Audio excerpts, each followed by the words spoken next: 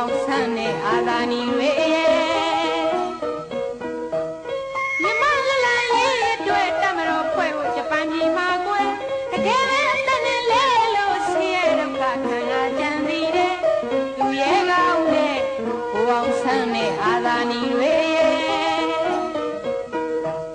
ငါတို့မြမပြည်မိဘတိုင်းငါရဲ့ကိုအောင်ဆန်းလို့သူရဲ့ကောင်းမွေးရမယ်ငါတို့မြမပြည်မိဘပေါင်းတို့ကရဲ့အာသာနီစိတ်ကိုရှိဖို့မွေးရမယ်အော်ဘရင်နောင်နဲ့ရာဇာတစ်တို့လို့မင်းရဲ့ကြော်စွာကမပုံဆောင်လောင်းဖရာတို့လူကွယ်မြမတိုင်းမြမမျိုးအားကိုလောက်ပေးတဲ့မကြောက်တဲ့မယွတ်နဲ့မြမတွေအောင်မှန်းစွကြရှာလေတဲ့ရာဇဝင်ထုတ်ပတ်တီလဲရှိရမယ်ဘာလို့လဲထိုးလောက်တဲ့မြင့်မြတ်တဲ့ကိုအောင်ဆိုင်ရဲ့ရာဇဝင်ထုတ်ပတ်တီလဲရှိရမယ်ဘာလို့လဲထိုးလောက်တဲ့မြင့်မြတ်တဲ့ကိုအောင်ဆိုင်ရဲ့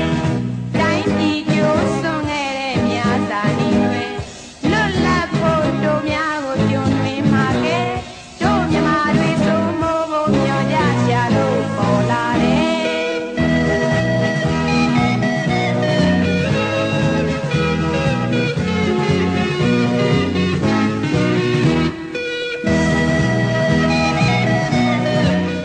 My colleagues and I have come to London